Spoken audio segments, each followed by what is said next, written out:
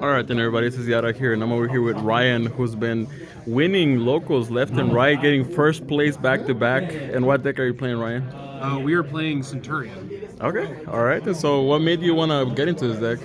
I originally saw this deck and wanted to mess around with it. I thought synchro summoning during the opponent's turn is just extremely hilarious, and it's always fun playing on the opponent's turn. Okay. That being said, I've messed around with like 4 different builds of this deck, and this is pure, and this is the one that has done me the best so far. All right. So, I guess we can get started then if you want. For main deck, we're running with 3 Crimea. This is your Omni Search, as well as protection for your big monsters, which all of your monsters can be big if you want. It just says while it's in continuous trap, you get to protect all your monsters who are level 8 or higher that are Centurions. And then during main phase, special summon this for free. It does lock, but that's just about it. Trudea, she's a pseudo Omni Search. She grabs any Centurion from the hand or main deck and places it in the spell and trap zone along with herself. That also includes Crimea. She is subject to Veiler and Imperm, which sucks. But at the same time, you can't Ash this, which is the upside to Crimea. The fact that she can also grab out of hand is really nice because MF is not a card you want to draw. She can also summon herself out of the spell and trap zone just like every other Centurion, but when she does, she has the option to gain 4 levels so she can be level 8, which is very nice. One of Emeth. During your opponent's turn, you can target a Centurion monster you control, special summon this card from your hand or grave, and if you do, place it in the spell and trap zone. You can also just summon it out of spell and trap zone if you put it there.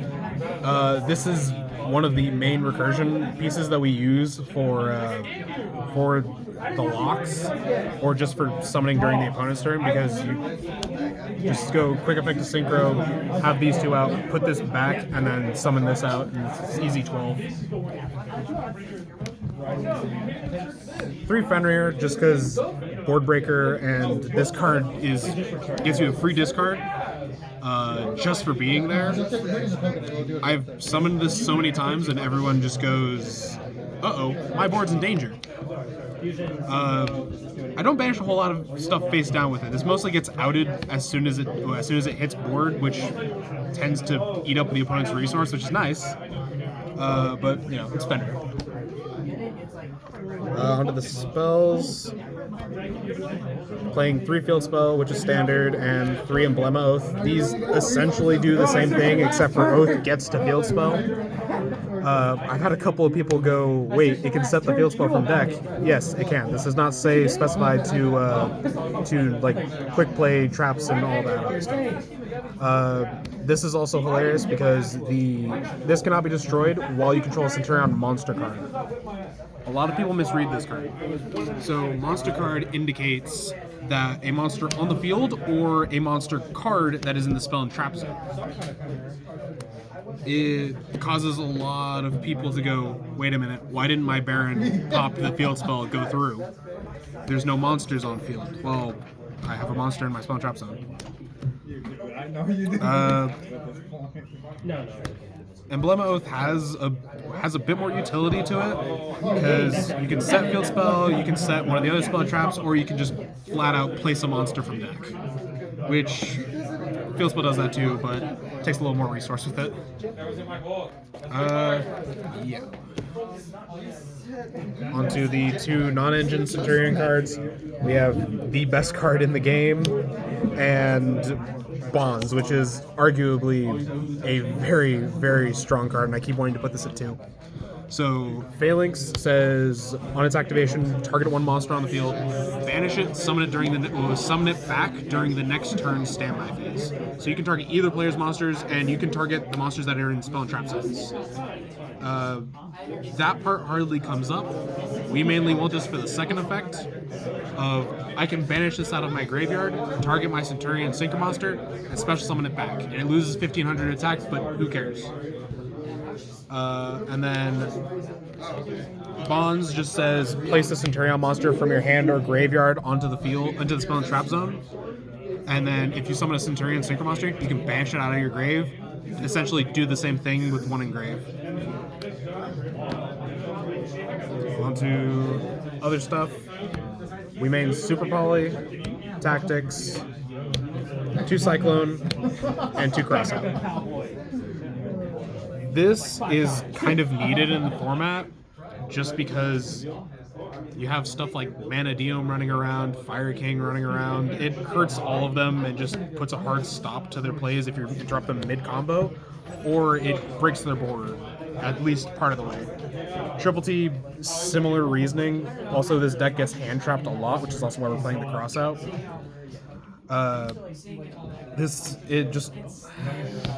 You take Barons, you take Oppos, you take everything, and when you don't need to do any of that, you just draw cards. Ripping cards out of the opponent's hands, nice too. Crossout, like I said, we get hand trapped a lot. It also kind of works in tandem with Cyclone because this deck loses extremely to Cyclone. So if I see Crossout and my opponent Cyclones me off the rip, we just Crossout, call Cyclone. You're not getting that far. This is more of a meta call along with the Crossout target because a lot of this deck is extremely good, but it struggles with spell and trap removal. I initially put this back in before the ban list, but I really enjoyed it afterwards because having main deck spell and trap removal is just absolutely insane. Oh, and then the one terraforming because having another starter is amazing. The hand traps, 3 Ash, 2 Droll, 2 Veiler, 2 Nib, and 2 Imperm. All good for Crossout. It's also just good to be playing a lot of hand traps. My mentality with this deck is if I'm not playing, neither is my opponent. So target removal, that. It's a very niche thing, but it's come up more than I'd like to admit. Where if I draw both Nib and Veiler, and I don't have anything else, I nib my opponent, and then I don't use the Veiler. I can normal the Veiler, synchro into a 12, and then that's just a free body and potentially a draw. Staley, I got it. On to the extra deck. Then We're playing 3 Legadia. Legadia is one of the most busted synchro monsters I've ever come in contact with. On its special summon, you get to draw a card, and then if your opponent controls a monster, you have the option to pop the highest attack monster they control. Does this always come up? Usually. It also has a passive effect that says all monsters you control that have 2,000 or less attack cannot be destroyed by battle. And during end phase, it puts a Centurion monster from hand or grave back into the spell and trap zone. The great part about this with Phalanx is when you bring this back with Phalanx, it loses 1,500. So being a 35 stat beater drop to 15 doesn't always sound good, but when now it can't be destroyed by battle, this is essentially an impenetrable wall. Onto the Crimson Dragon package. 1 Crimson, 1 Calamities, 1 Blazar, and Supernova.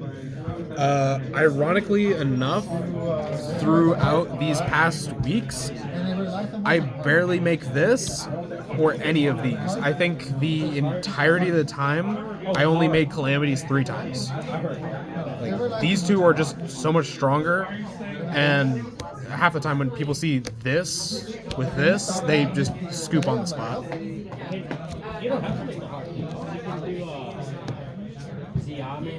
Onto the other middle calls. The last synchro in the deck, Lulu Wraith.